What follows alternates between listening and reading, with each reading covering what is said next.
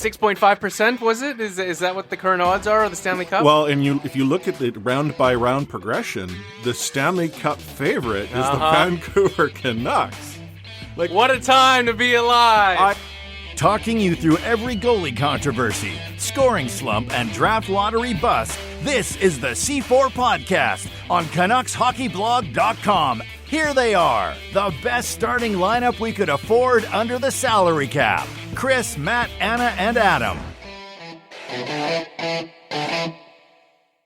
Welcome to another episode of the C4 Canucks Hockey Podcast. I am Chris at Lightforce, rejoined virtually by Matt Lee at Matt Lee_61 and a Forsyth at A4603, but still continuing to remain unfit to podcast. Adam O'Neill Carter at Adam FOC.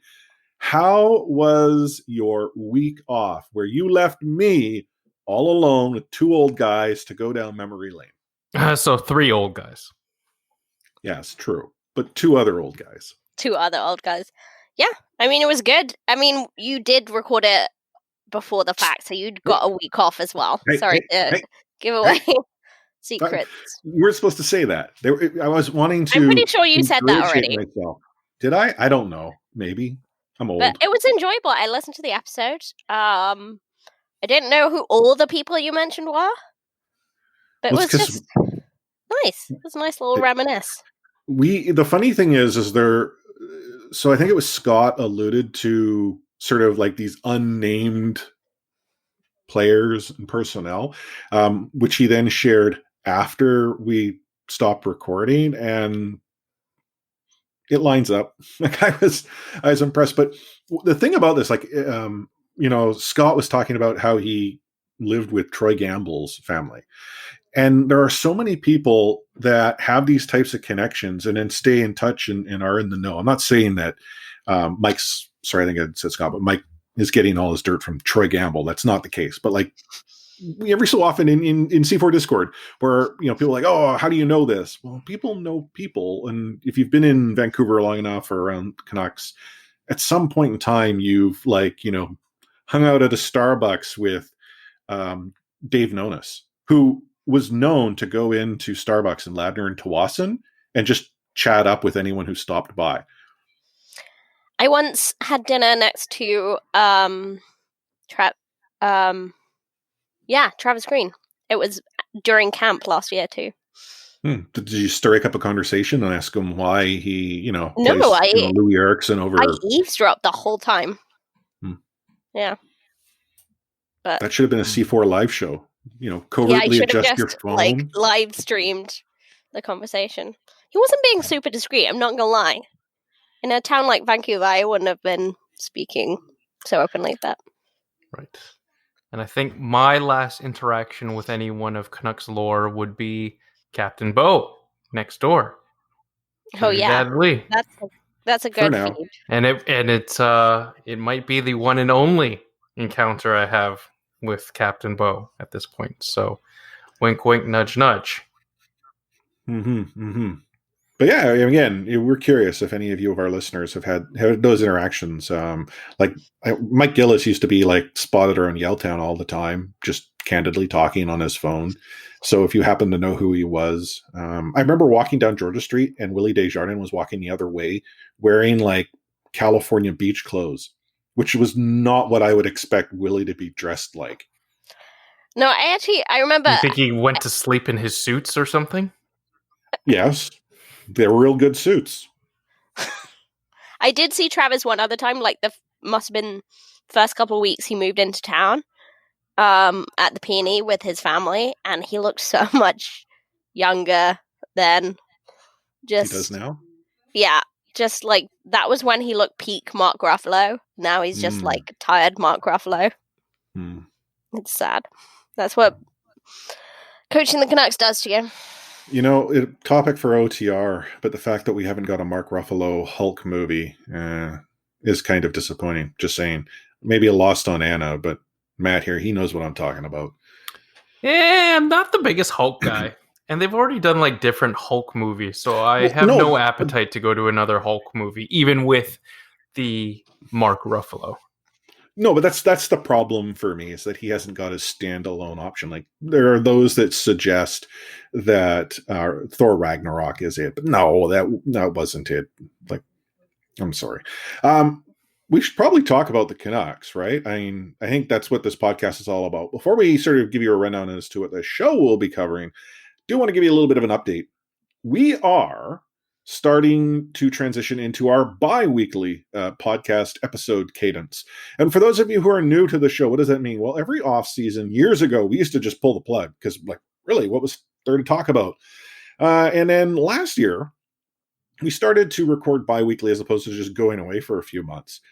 While this year is still a little crazy, we decided we're going to maintain the bi-weekly cadence. So that will mean, while you listen to this episode on presumably Tuesday, October 27th or soon after, the next main show that you'll listen to won't be until the second week of November. And then subsequent shows move on until such time as the season sort of starts up. And I would presume if they're aiming for like a January start, they'll be training camp in December. So this might simply be a month and a half period where you only get a handful of shows. But I did want to let you know that off the top. If you happen to be a patron, though, patrons are still going to receive access to Instead of the Anthems prior to each of the main show. So every 2 weeks, we'll have our live streamed video pre-show. So all of our patrons will get access to that. And if you happen to be a patron at our listening in level and up, so that's the $5 a month patron support, you're going to continue to receive access to Off the Rails, OTR, every 2 weeks, but we'll record it in such a way that it fills in the blank week where the main show doesn't exist. So what is that all up to? Patrons listening in get weekly content from us. Patrons will continue to get access to Instead of the Anthems as well as the main show, and then everyone else still gets the main show every couple of weeks. So hopefully that's as clear as mud. That was really smooth. You just denied me the opportunity to do a really cheesy sales effort of, but what if you want to listen every week? If we were a well-polished machine, I would have thrown it over to you, and we might have even had like some music in the background and the post-production, like really amping it up. Next time. But this show, what are we going to talk about? Well, we're going to talk about our new franchise that we're supporting, the Calgary Canucks, and everything that they're doing to acquire players that we have known to love and follow over the past few seasons.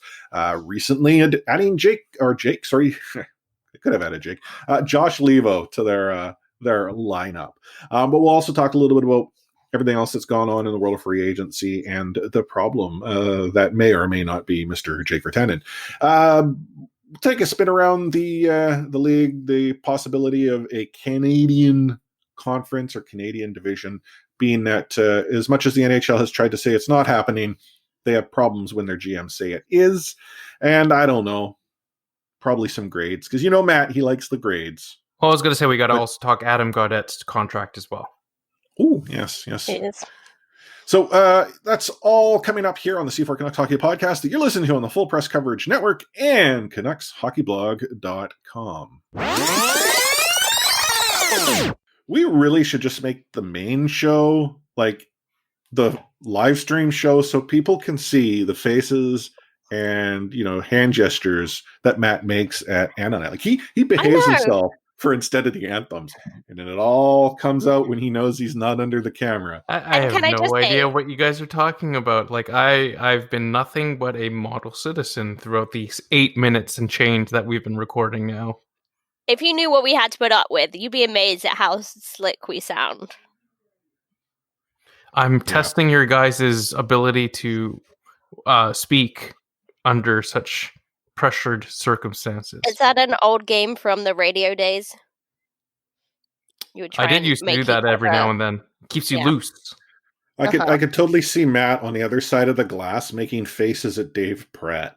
Yeah, and doing the whole pretending to walk down the stairs Was thing. it me making the faces or was it him? That's actually, what? I don't know Dave well enough to presume he would, but now that you've said it, I could possibly see that happening. That might be where you picked it up from. The magic of radio is that what we don't see. It's like watching TV when you don't know if the person behind the desk is actually fully dressed up or if they just threw on a nice shirt and maybe a jacket. Well, that's 2020, the Zoom days. You don't know what people are wearing underneath the camera. Well, if you've been following the news, unfortunately, some people have found out. So there's that. Anyhow, let's talk about other news and news pertaining to the Calgary Canucks. I don't know. I was going to say Calgary Vancouver Canucks, but like Finn, he's signing with them, right? Is that rumor been verified? Can they take John Weisbrod with them? Yeah. Are they in the market for a $6 million Swedish winger? If they've actually been scouting the Canucks as well as it seems they have, they probably wouldn't be, because they would know what LT provides, which for those of you in Discord need to be reminded, LT stands for little things. I had to think about that when I saw that in there the other day. I was like, who the hell is LT? And then it occurred to me after. I mean, it's the same first letter. It's not that hard, but yeah, Calgary be stealing our babies. All of them. I don't, have any issues, obviously, with what they're doing. Why would I? It's just surreal that they're grabbing so many Canuck free agents. I can't remember an instance where another team signed that many players from an opposition roster. Like, thinking back, like Colorado kind of had that moment where they had Korea and Solane, but it wasn't like this. Like, can either of you think of an instance where another team acquired that many players from the same team? No, honestly, the last time I remember like more than one player was, I mean, even that was a trade, so that happens all the time. But I just really memorably remember that, like, Jared McCann running and whoever else he was traded with, like, running to a game in Pittsburgh and appearing halfway through. Anyways. I was going to say there did seem to be that short period for a while where the Canucks seemed to have every ex-Florida Panther under the sun. Like, There was Keith Ballard, it was like Mike Duco, there was, I'm thinking of other Florida Panthers around that time range. Jacob Markstrom. Like, there was a period where there were a lot of former Panthers, maybe not necessarily at the exact same time. But those were trades. David Booth. Yeah, true. But those were trades. I know, but I'm just saying, like, it was a weird thing where we were like, it was a weird Vancouver pipeline, Panthers. Sure, like, whether it would be Gillis or what's his name now, Benning.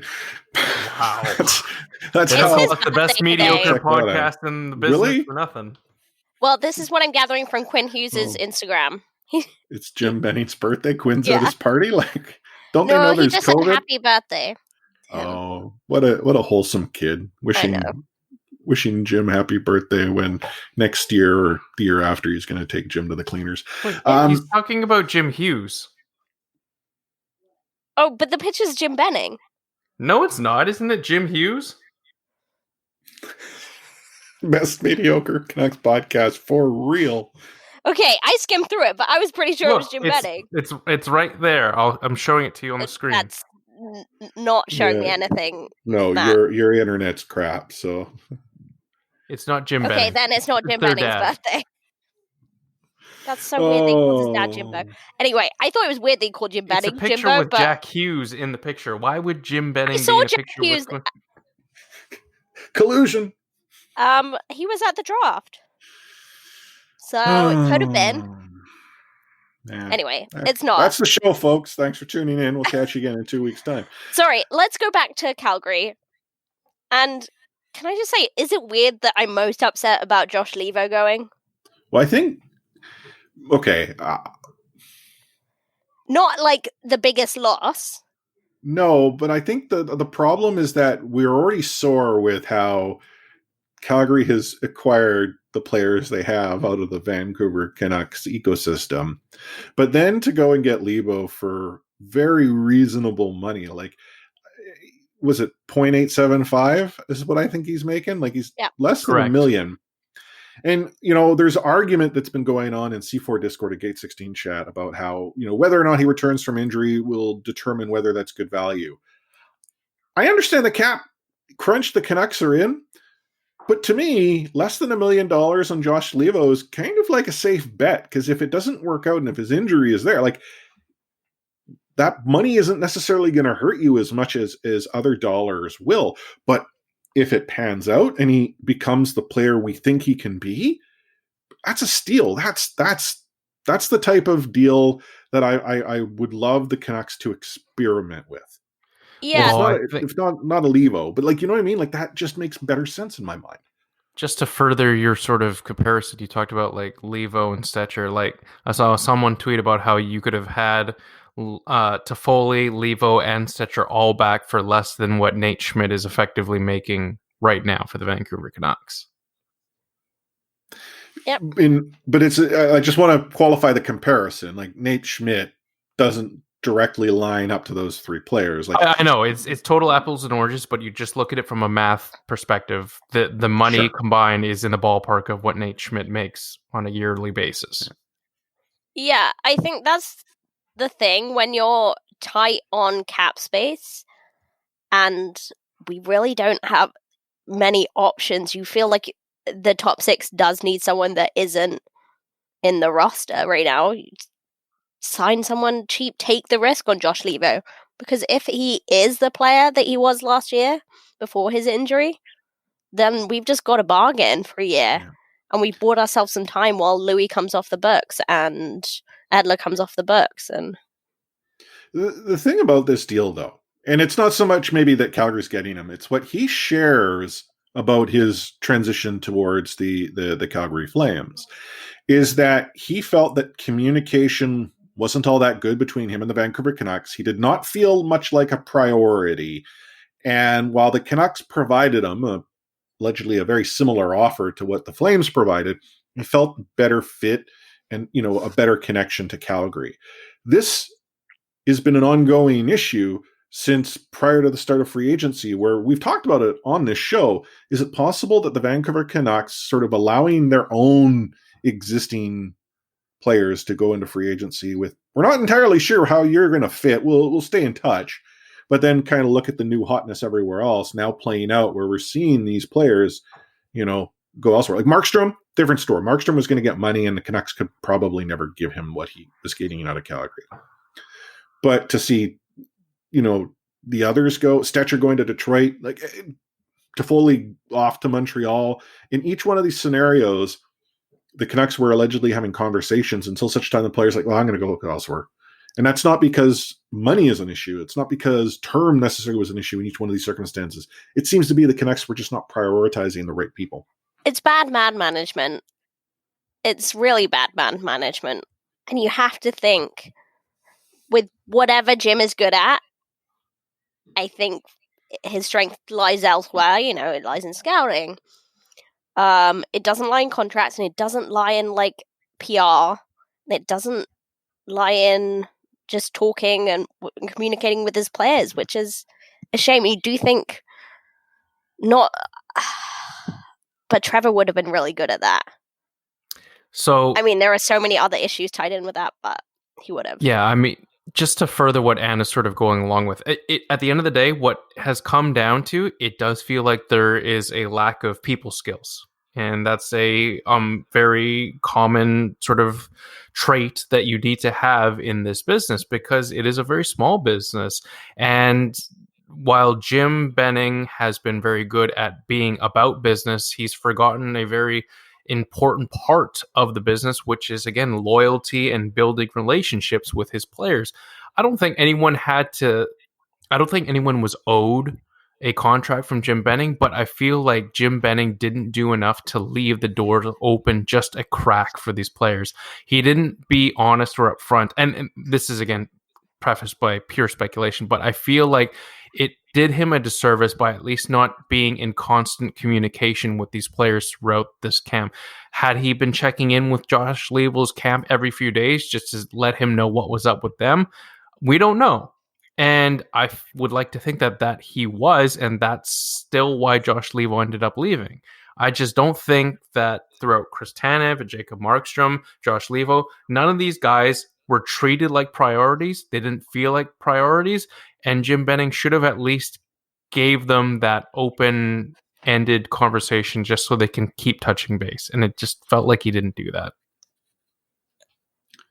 Totally. I understand the Canucks' concerns with Josh Leivo's knee, and it does seem like they were waiting for more clarity on that, but the fact that they didn't keep that open communication and say, like, Josh, look, we want to sign you, we just want to make sure you're all good, and, like, we'll just keep talking.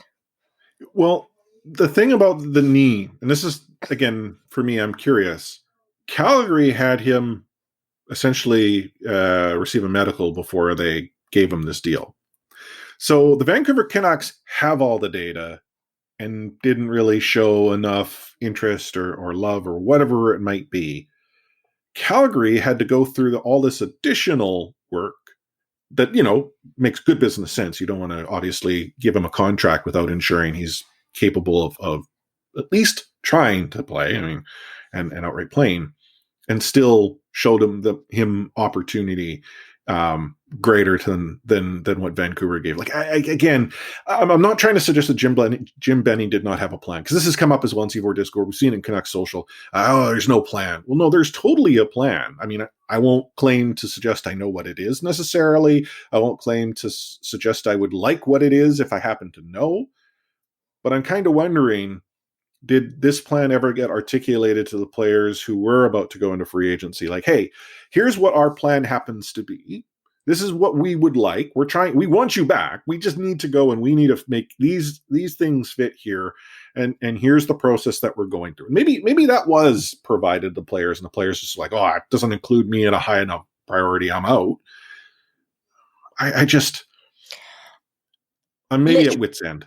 Literally, the only way I can see this making sense is that if we see Josh Leivo just completely not, if we're in a Manny Malhotra type situation where the Canucks don't see Josh Leivo getting better at all, and they only see him endangering himself, he puts himself back on the ice. That is the only way I can see it making sense. Otherwise, why wouldn't you risk that? I do think that there was some degree of risk with respect to Josh Leivo's injury. A fractured kneecap, it was a very serious freak accident at the time. And I think there was small hope that he would somehow be ready for the playoffs. And of course, he wasn't cleared for the playoffs. There was concern even going into the offseason about his status. So I think it might be a safe bet that the Canucks did feel there were some concerns with his knee. But again, at $875,000, it was still a low risk, decent reward type of signing at that kind of contract. Exactly. Well, and so as I said, the Canucks offered a deal. If this is akin to what we saw the Canucks go through with Manny Malhotra, they didn't go and offer Manny a deal. No, you're right. Sort of forced Manny to leave the game, albeit he did eventually return. I don't know, obviously. And again, it is a complicated situation regardless. That .875 still needs to fit within a cap that the Vancouver Canucks are currently exceeding because they have big contracts. We'll talk about one of those big contracts in a quick moment, but another deal did get done with the Vancouver Canucks. Jake Virtanen and the team avoided going through arbitration, with Jake signing himself a modest raise of an AAV of 2.55 per year over 2 years. Fully backloaded, though. His base salary in year one is only $1.7 million. Gets $3 million in the second season with a signing bonus of $400K. And, in the grand scheme of things, not horrible money when we consider what Jake's getting. I think the value is reasonable if we were to consider what arbitration might have handed out, especially having come off the season he has. I still wonder if it's the team associating more value in the future of Jake than the future of someone like a Troy Stecher. And again, we know Troy in the market signed for considerably less than he would have probably gotten out of arbitration, but could the Canucks not have done something similar to Jake? Here's the thing with Jake Virtanen and Troy Stecher. And this is coming from someone who has all time for Troy from Richmond. You can find players like Troy Stecher in free agency. Troy Stecher is a great bottom pairing defenseman who can play in the top four when called upon for some stretches, but you still, at the end of the day, cannot teach the physical tools that Jake Virtanen brings to the table. And we heard the Alex Tuch comparisons throughout the postseason and then the offseason. And as much as we harp on Jake Virtanen, the curious case of Jake Virtanen, you can't teach 6'4", 220, big, fast right winger that Jake Virtanen is. And the Canucks have invested so much time and so much effort into Jake Virtanen's development that this 2-year contract is an olive branch to Jake Virtanen's camp, that they still, through the ups and downs, believe in the talent. And that was a good sell. He should be his agent or his PR. I mean, there's no way he's 6'4". Let's just put that out there, first of all. He's like 6 foot. I actually genuinely wonder if sometimes they do the measuring tape with the players on in their skates. Okay, so Elite Prospects has him as 6'1", so slightly more than what I said, but like, no way 6'4". Potato. Still 220. Anyways, yeah. Depends on if it's a cheat day or not. How his off-season went. Anyways, I think you're right. I just feel like Canucks have just invested so much time and effort in Jake, but you wonder if it's a sunk cost fallacy where they just keep investing time and effort because it's going to turn around. So much potential, and I'm not denying the potential at all, but the actual upshot only appears in such brief time periods, and it's always, or mostly when he's playing with elite talent, and he really struggles to put that on show in the third line position his talent is really suited for. Does his talent suit him to be in the top 2 lines on the Vancouver Canucks? Because, I mean, what else are we going to do now? Well, put Louis Eriksson back in the top 6. I mean, those are our options right now. Can you say, I don't know. I mean, I would love... Okay, you know what? If Jake performs and he's consistent, I have no problem. But that's sort of the question. It's like, if we put him here, it will come. Or when it comes, we will put him here. And that, unfortunately, is the world we're stuck in when, quite frankly, where else is he going to fit within the lineup? Unless there's someone else coming up through the development path or another deal that will occur. Okay, I can't imagine Hoglander finds himself in the top 6 that quick. Oh, really? I'm sorry. But again, I'm also the guy that said, Hughes wouldn't find himself outside of the 7th D-man spot and potentially would be in the press box last season. So I'm known for my hot takes. Should we make a friendly wager on this? You could put it on the list. Oh. I am willing to wager that next season, if Nils Hoglander plays roughly the same amount of games as Jake Virtanen does next season, that Nils Hoglander will have more goals than Jake Virtanen in the 2020-2021 season. Okay, well, that's the thing is I wasn't talking about goals. I was simply talking about where they slot into the lineup. Well, I mean, you could still make that connection that if he's scoring more goals, that it's probably that he was in the top 6. So, okay, but this is, I don't see what's the benefit for me to take this? I'm fun, the japes.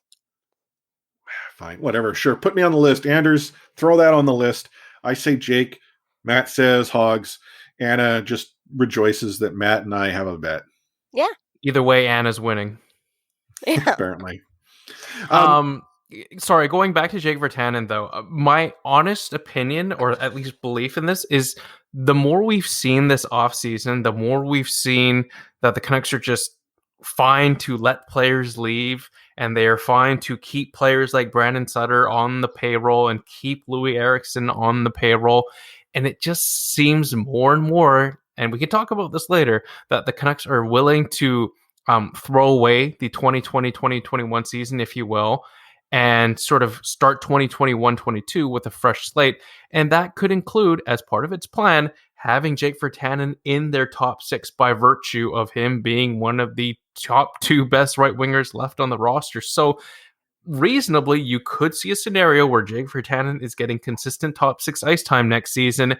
And then when his value is at a much higher value than it is right now, a 20-goal right winger, let's say he becomes a 25-goal winger somehow next season, well, then maybe you're able to trade Jake Virtanen while he has 1 year left on his team-friendly contract for a player that can help you right now or help you down the road. So they're hoping that Jake's going to go and be lights out and get Cody Hodgson out of town?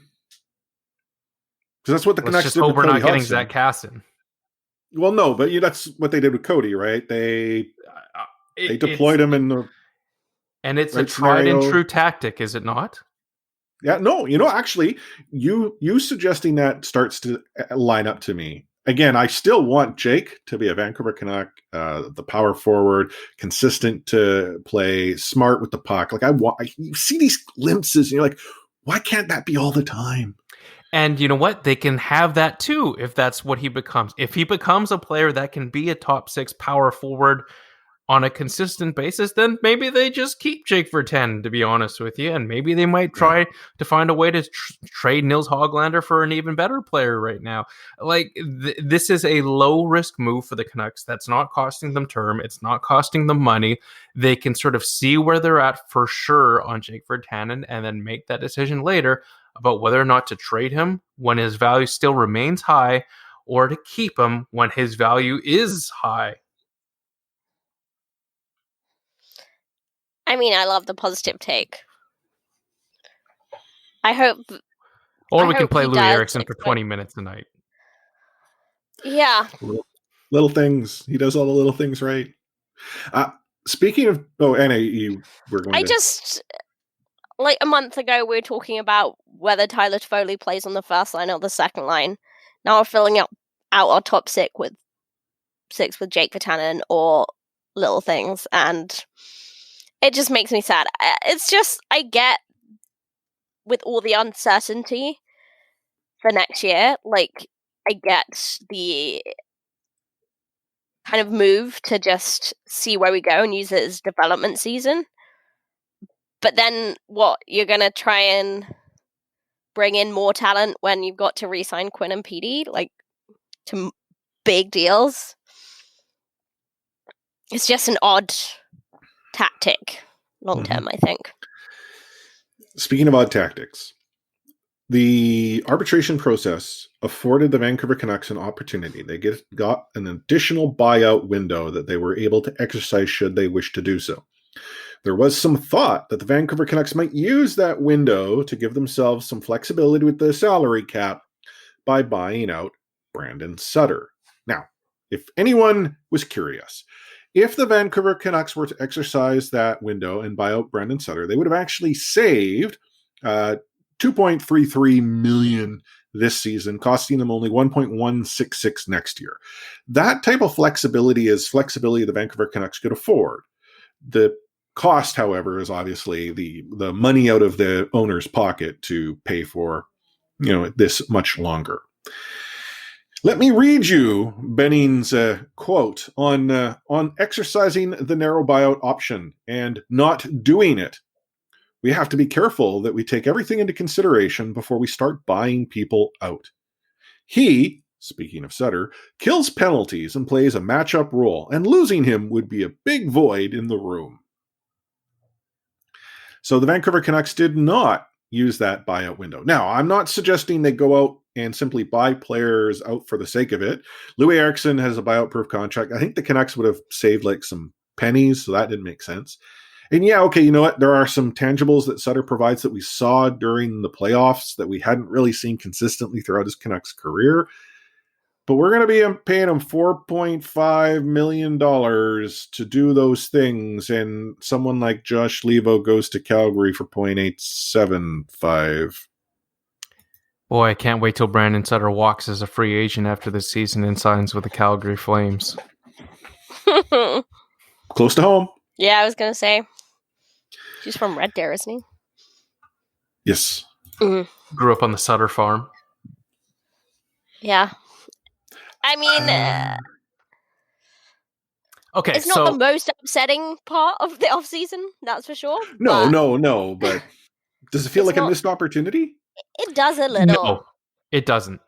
Oh, okay, Matt. You go first. Matt. You go first. No, go ahead. No, we need this positivity because I'm kind of confused that you're perfectly fine with this.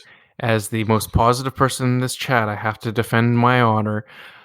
At the end of the day, it's the same strategy that the Vancouver Canucks are employing when they decided to let Markstrom and Tanev walk. It's just they don't want to have quote-unquote dead money on the salary cap for 2021-22 when, again, Pettersson and Hughes' contracts are up. And even if the Canucks were to buy out Brandon Sutter, save $2+ million on the cap this season, and then have that extra $2 million on the cap next season, that $2 million could add up. It's $2 million. It's quite a bit of chunk change. This is a team that's already going to have to pay Luongo's cap recapture next season. They won't have to pay for Ryan Spooner's buyout after the season. A lot of money does, at the end of the day, open up for 2021's free agent season. They can sign Hughes. They can sign Pettersson to deals, whether they be long-term or bridge deals.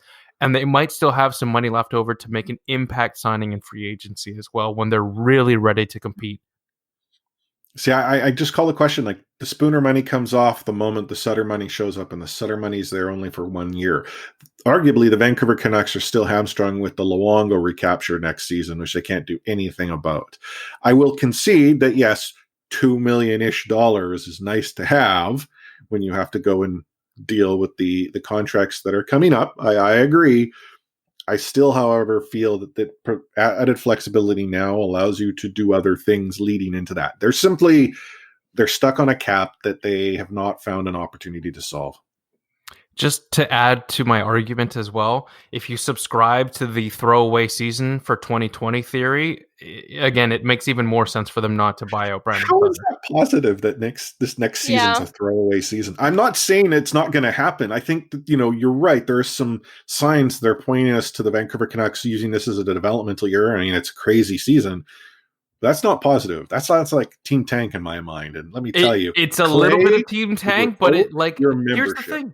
We don't know if the 2021 season is even going to happen at this point. Like, there's just been no clear lines about this is when the season's going to start, Chris. Like, it's the end of October. There was speculation that the NHL would have a January 1st aim date for the new season. We have no idea what the format's going to look like. We have no idea what the divisions are going to look like. It could be like a short 30-game season for all we know. And would you sacrifice long-term flexibility to have a short-term successful season? I don't think so. And the route that the Canucks have taken thus far indicates that this is going to be, as you put it, a development year. Like, the fact that Jim Benning's spewing all these positives about Olli Juolevi and Chatfield potentially getting long looks next season screams to me that it's not quite a tank season, but it's going to be a development season where they let some of those bubble guys, Hoglander, Chatfield, Juolevi, Rafferty, Rathbone, all get some looks because they're going to be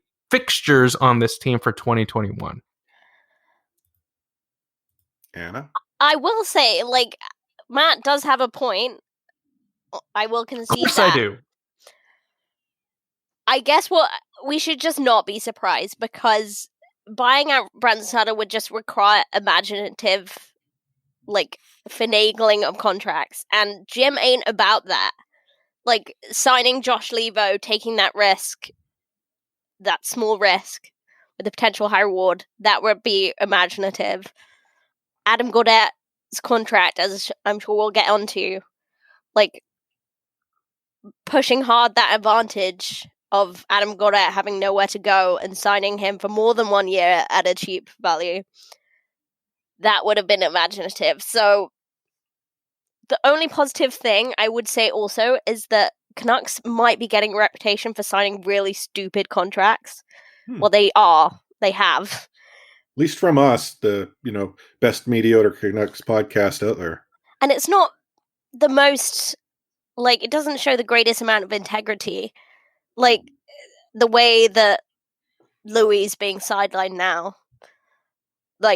Not that we want to put him on a top 6 spot, but Canucks signed him to a long-term, high paid contract, and you can't keep doing that and then buying players out or putting $6 million on the bench or in the press box.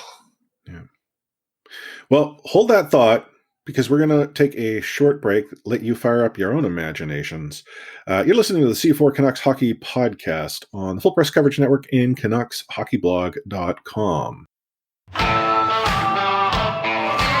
Take hitting out of the game. You can't hit anymore, so don't do it. The unsportsmanlike conduct, I want to get an explanation on that. No kidding. Because how do you get suspended for unsportsmanlike conduct? Plus interference. There's no interference there. He had the puck. Now, Madison never ever did that before. Now, why did he do it? And that because he was mad. Well, your early favorite for the Calder Trophy, that's for sure. Elias Pettersson, you might even say your early favorite for the Hart Trophy. Just to get back to your question, Elias is going to play plenty. He's going to get a lot of power play time. And yeah, I'm concerned about our offense. We lost 200-point players, and we've got to find a way to score.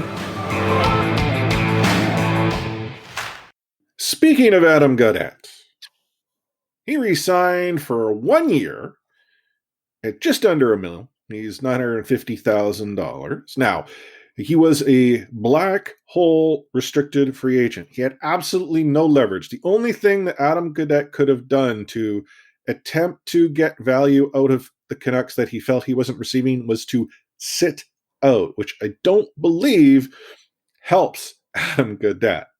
Now, I'm not upset at the $950K, but I question, why is it that he's only on a 1-year deal? Now, is it possible that Adam Gaudette still has a lot of question marks associated to him, that you don't wish to tie him down for 2 years because you're not entirely sure that's the type of deal you want? At $950K, I'm not too concerned. Yeah, because I think there are a bunch of question marks still. But it's like the opposite of what they're saying with Jake Virtanen. Just like he has so much potential, he's going to earn his way into this like contract. And then Gaudette's just like, it's not worth the risk. Well, and that's the thing. Like, when you look at Jake, if Jake goes to arbitration, does he get a 2-year deal? No, I think they're automatically 1-year deals that get handed out. But it would have been more. Well, no, like the money's there. Like, I know why the Canucks don't want to go to arbitration. Yeah. But like, you look at Adam Gaudette, like, I don't see the value in the Canucks just signing him for one. Like, unless they honestly don't believe in the kid, that they're not really willing to take a flyer the season after. Like, heck, if he wasn't going to sign 2 years at $950K, give him $1 million. I mean, again, I understand it's a negotiation that takes place, but he's negotiating from zero strength. And I'm gonna call Bearded Canuck out here in C4 Discord for a moment, because he often will say, "Hey, I hate this negativity. I can't believe everyone's crashing in on this concept asset management, Jim Benning, or these deals, what have you. Let's look at the positives. Yeah, Adam Gaudette, good number, but we think back of all these opportunities where the Vancouver Canucks allegedly are negotiating from a position of strength, but that position of strength doesn't provide that team." This management group, the same strength other teams and other management groups seem to be able to extract from. Like, Schmidt, yeah, it's a great player to have, and the deal was phenomenal. It could have been better. We think it could have been better, and I bet you it's possible that it might have even been better. Yeah. I mean, the whole thing with JT Miller, I don't want to rake that up again, but it's possible. Like, what a great player we got. I would do that deal again if we had to, but imagine if Jim Benning didn't give Tampa the first thing they asked for. Could have been even better. But so yeah. there is a rumor. Now, I will concede it is just that, but knowing some of the people I know, and there are those in C4 Discord that can also vouch for this, when Jim Benning was asked about Goodbranson. Oh God, here we go. Or sorry, if I were to correct it, Florida said, "Hey, how about McCann? We'll give you Goodbranson for him." And Jim's answer was apparently, "Well, McCann in what?" And Florida at the time was like, "Well, wait, we were thinking straight up, but hey, yeah, if you want something else, you got something else that you can give us." Like, it's a rumor. It is complete rumor. I was not there for the phone call. I was not a fly on the wall, but I know people, like legit know people. You can draw whatever line you want. You could probably figure this out. It's not a significantly large, map to go in and conspiracy theorize. I think you didn't read this on QAnon, did you? No, I did not. But like, this is the thing. There's just so many of these things where it's like, oh my goodness, maybe we need like someone else to do the deals or whatever. I don't know. And that person is not Wisebroad. Like, it isn't. Well, there was a guy that once did deals in Vancouver, but he's not here anymore. And it's not Chris Gear either. Chris Gear's a smart guy, but that's not his job. Like, no, he's. And I'm not talking about Judd Brackett, because that's not him either. There was no exactly. But like, again, like I look at the Gaudette deal and I just kind of wonder. I think a second year would have been fine. Like I think everything we talked about in this episode so far, having that money on the books for one additional year simply allows you to extrapolate better value. Let's say Gaudette takes off. Like, let's say he turns into a phenomenal player and becomes a money problem. That's not a bad problem to have, and provides you flexibility to maybe dish that asset off if he doesn't fit into your plan. 100%. I'm sort of taking Matt's words here. And if he doesn't, expose him and hope Seattle take him, or, you've got one deal, and considering the value we've gotten out of a much more expensive bottom six, which is not great, like, really, what's 900,000? Mm-hmm. Yeah. Anyways, I mean, it's just a missed opportunity. Again, it's not like a huge deal. It's just missed opportunity again. Is what it is. I mean, we're I guess sort of going back and wishing there was a change. This is not a Gaudette issue. This is just it's more a Jim issue. Yeah, it's part of the bigger picture, right? Yeah. But you bringing up Eric Branson did remind me, with Domingue gone, we have no more Hansen players. Which is, I understand. How dare you drag Nate Schmidt's name through the mud, Anna? We have serviceable guys, but Brandon Sutter's our most attractive player right now. Again, JT Miller. A slight to Nate Schmidt, but whatever. Okay, Nate Schmidt's your pinup. We get it. He's a beaut. They make him great in Minnesota. I was going to say, yeah, he's a beauty, but I don't necessarily... I'm not going to stick pictures of him on my wall. Him and Brock Besser, I have a hard time distinguishing the difference between those two fine Minnesota boys. They certainly make them blonde and Northern European looking in Minnesota, that's for sure. Well, there's genetics involved there. Mm-hmm. So, just so you know. Jayce Hawryluk. Love it. 800K. Honestly, I don't know much about Jayce Hawryluk, but it had been apparent that the Canucks had been what's the word I'm looking for? Amorously pursuing Jayce Hawryluk for a couple years. It seemed like he had been on the radar, and it seems like the best case scenario here is that he is a cheaper, younger version of Antoine Roussel, who can sort of play up and down the lineup in a pinch.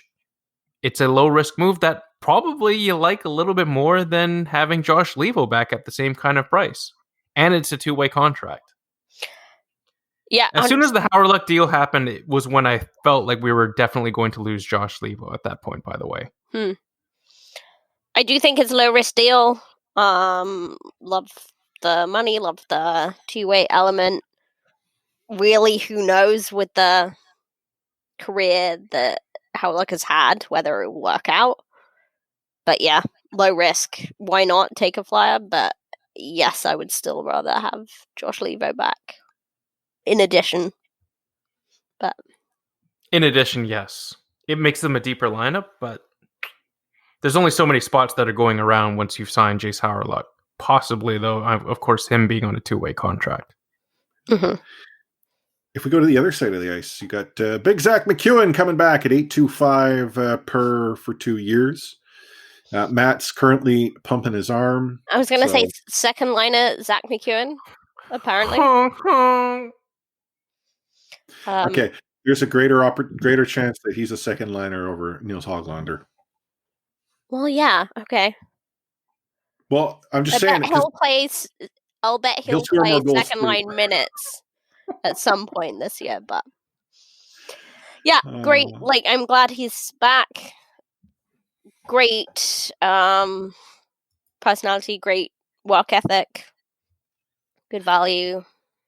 And keeps improving. The Hawryluk deal, the MacEwen deal, like this is the type of deal I would actually like to see the Canucks make more of. You know what I mean? Like I'm going to use the JAG qualifier. These are JAG prices. Totally. But that's what inoculation is, Chris. That's like, it seems like this is how Jim Benning catfishes people. Because he gets good value at the bottom of his lineup and then he signs like Jay Beagle to 4 years and so he's catfishing, like he's catfishing. Jim out there on Plenty of Fish or something like that. He's using Tinder. He's catfish on the more general term. Okay. I mean, he's catfishing us with that hair. You're going grey, Jim. Just admit it. Hey, I'm going grey, and I've accepted. Yeah, so it's honest. Just for men. Yeah, I'm accepting age with grace. I'm actually more concerned about the fact that it's sort of starting to disappear up top, but that's genetics. If you saw my maternal grandfather, you understand what I'm in for.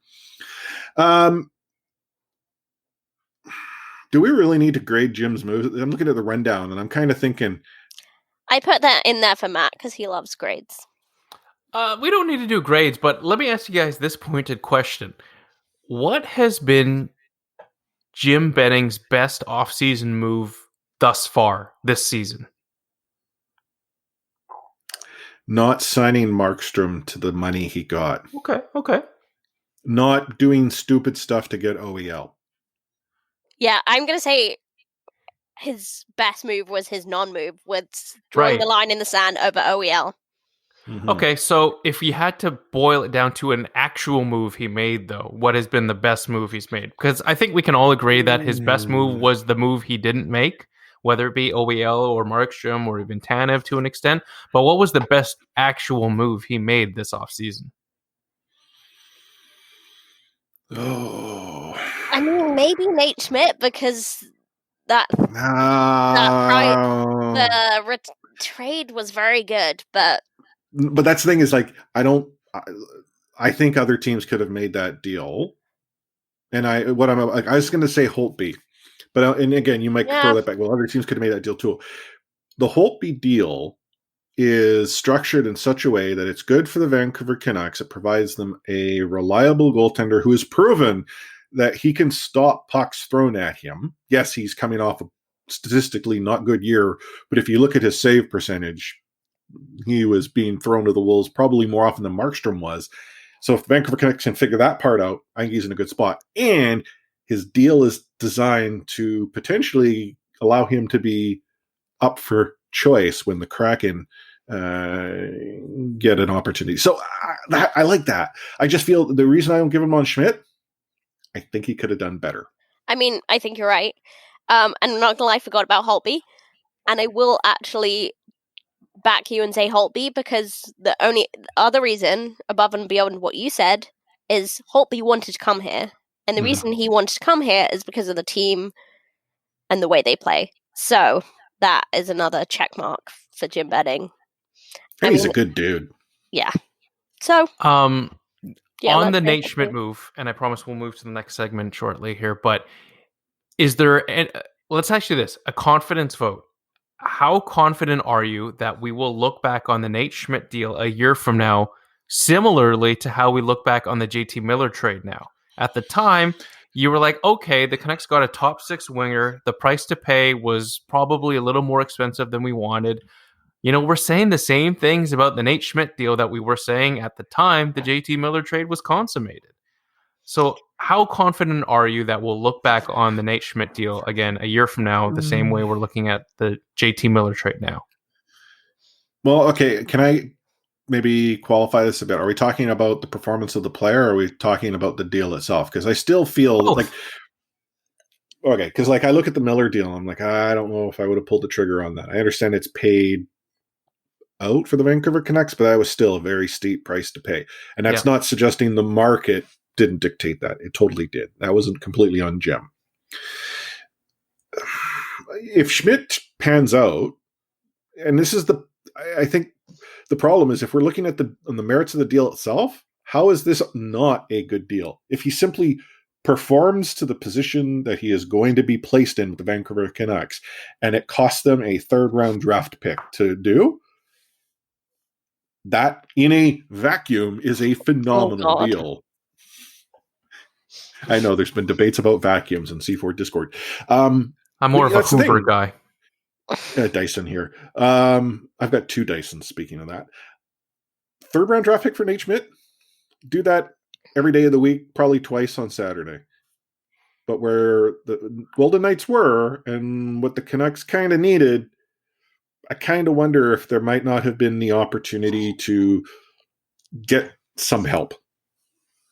Like 500,000, $1 million retained or something. Yeah, just a little sweetener. I'm not asking for like an LT to go the other way, but I'm simply thinking a little sweetener. Yeah, give us that Alex Tuck guy or that Shea Theodore guy. He's not very good. Exactly, yeah. Because the Canucks could have totally fit both of them under the cap. Yeah. Oh, man. As we sort of look to wrap things up here, how hopeful are we at this point about next season? Like, I think if you consider what were we feeling at the end of the playoffs? Wow, there's some good stuff here. Lots of magic. And now, do we still have that sensation? I have slowly migrated from what was Team Tank in 2017, 2018, 2019 to Team Playoffs in 2020 to Team Development for 2021 at this point. Which is not Tank. It's not quite Tank because I don't want to have the culture of losing ingrained in this team. But it is a scenario where I am fine letting some of those bubble guys play, get some big games under their belt, and you go into the 2021 offseason, you sign that Alex Ovechkin guy in free agency, and then you're ready to roll for the next 5 years. Right. Taylor Hall's also available after a season, so he'll be on the second line with Horvat. I was going to say, like, surely after a year, especially if everything is localized and he's had to play a lot of his hockey actually in Buffalo, surely he'll be desperate to get out by that point. Yeah. So, I mean, yeah, just how hopeful are we that, like, this season is going to look anything like normal hockey if it goes ahead? Yeah, well... Canadian division, here we come, maybe? Yeah, and we talked about at the top of the show is that if there is truly a Canadian division and the Vancouver Canucks are playing the Oilers and Flames a metric ton and then heading east to play the Leafs, the Senators, the Canadians, and the Jets a little bit, like, I mean, I don't know where the Jets fall into this Canadian division either because it's an unbalanced number of teams. I think if I look at the Canucks' chances... Oh, yeah, well, then now it comes down like how many teams would make it out of the division, like how the playoffs would be structured. I think Toronto is going to play well. I think the Canadians are set up well. The Jets are fine. Calgary's improved. Edmonton is Edmonton. I think the Sens still got a way to go. But I don't know where the Vancouver Canucks fit into that picture. And I'm not saying that the Vancouver Canucks are the Sens here. I'm struggling because... No, but even the Sens, Canucks have not beat them as much as they should over the years, considering how weak the Senators have been.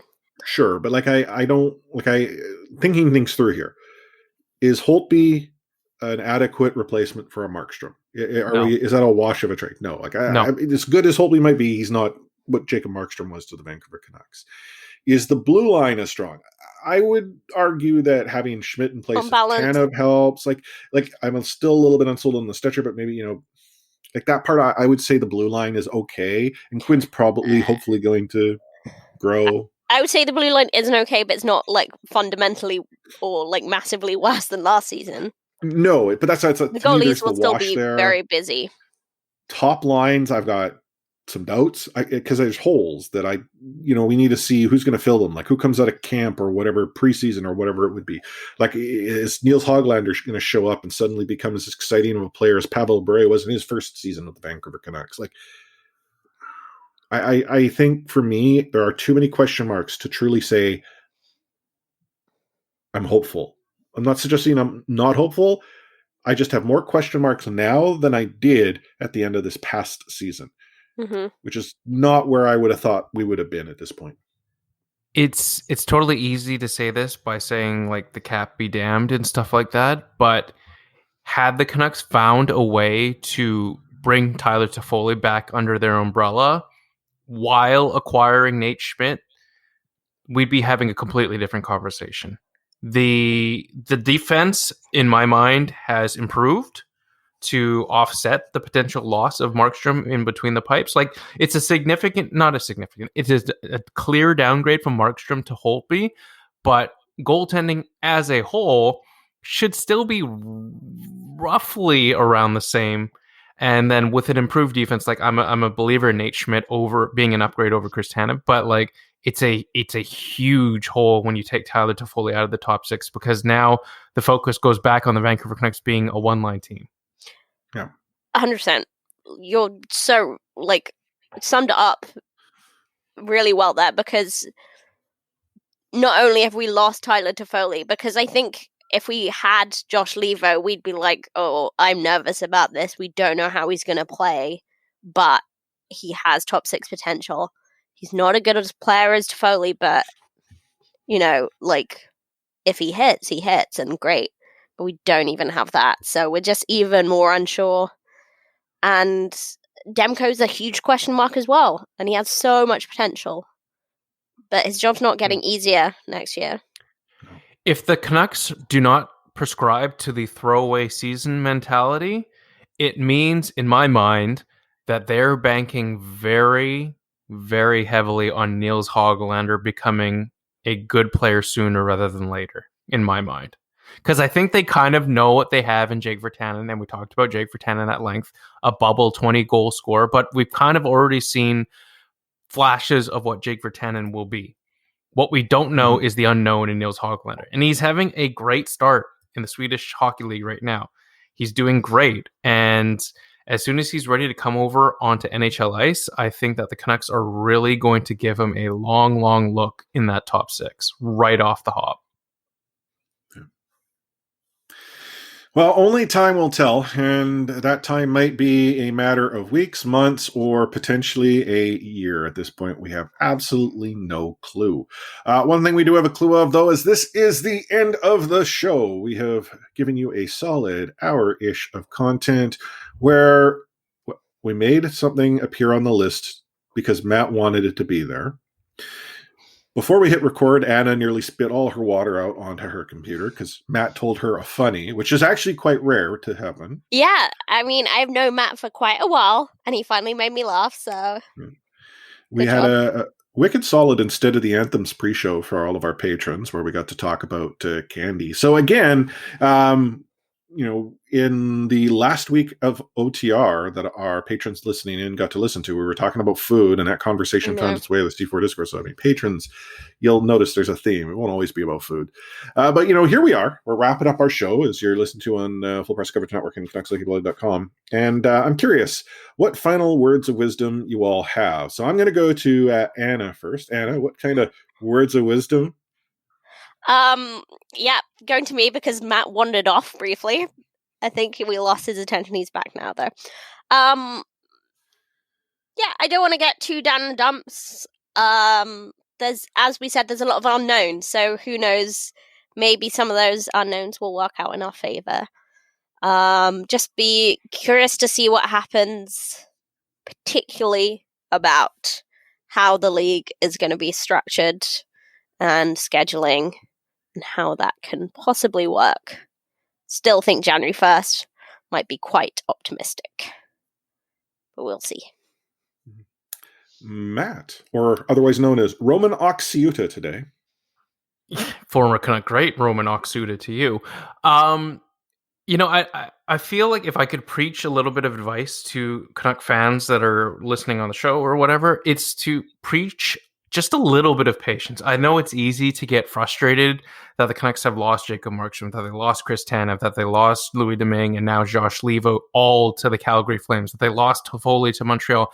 But again, try to look at it from a long-term perspective. And it's that in 2021, as of this moment, they will have as much possible flexibility with the cap as possible. And it is a huge thing when we had been lamenting for years about all these long-term contracts tied up in bad players. So it's frustrating right now, and I share in that frustration, but just look at how much better our long-term outlook will look on the cap in 2021. Who are you and what did you do to Matt Lee? Someone's got to be the positive one on this show, because I'm just carrying all the positivity on my back here with you guys. Negative. I'm just having recorded this podcast with you for I don't know how many years now. This is just not something I think I can get used to. You're like evolving into clay. Next thing you know, you're going to start doing like YouTube videos and start a fan club. I really should I go into my car right now and start filming a car chat? Maybe. Actually, shout out to former co-host Clay Who, former friend of the show. Left a comment on one of his YouTube videos because he always filmed in his car, and in one episode he filmed like, I don't know, at home or in the office, and someone's like, holy smokes, I didn't realize you were allowed to film anywhere other than inside your car. Like, that's how on brand that became. Matt, do you have a car? Yeah. You'd see Matt filming on his bike as he's like cycling. Yeah, that's what I was picturing. Vancouver. Just swearing at car drivers. Drinking cranberry juice with a little Fleetwood Mac playing in the background, making himself viral on TikTok. Final words from me, nothing at all to do with the Vancouver Canucks, but instead to do with a charity campaign called Extra Life. For those of you in Discord, you saw me drop a video in Off Topic, but Extra Life is a charity campaign where gamers worldwide look to raise money for Children's Miracle Network hospitals. Specifically, I'm raising money for the BC Children's Hospital Foundation. And I'm hoping that all of you listeners can check out Extra Life, possibly support me on November 7th when I stream for the entire day playing video games. But cheer me on. And if you have it in you, a donation would also be appreciated. All money goes towards the BC Children's Hospital Foundation, and it is a tax-deductible donation. They handle the receipt and send that to you, presuming you provide the necessary details for them to get that information your way. If you want to learn more, jump into Discord, Off Topic. There's a video there, or you can go to extra-life.org/participant/lightforce, and I got more information there. But as we wrap this episode up, thank you again for tuning in. We let off the show by telling you we are now transitioning to bi-weekly episodes, which means there will not be an episode next week. There will be one the week after, at least for the main show. For those patrons who are listening in, you do get an OTR next week to fill in the void. And instead of the anthems, our pre-show exclusively for patrons returns in 2 weeks' time as well. So on behalf of Matt Lee at MattLee_61A, Anna Forsyth at A Forsyth03, myself, Chris at Lightforce, and the remaining unfit to podcast, Adam Ovenel Carter at AdamFOC, you're listening to the C4 Canucks Hockey Podcast on the Full Press Coverage Network and CanucksHockeyBlog.com. And by the way, we're out.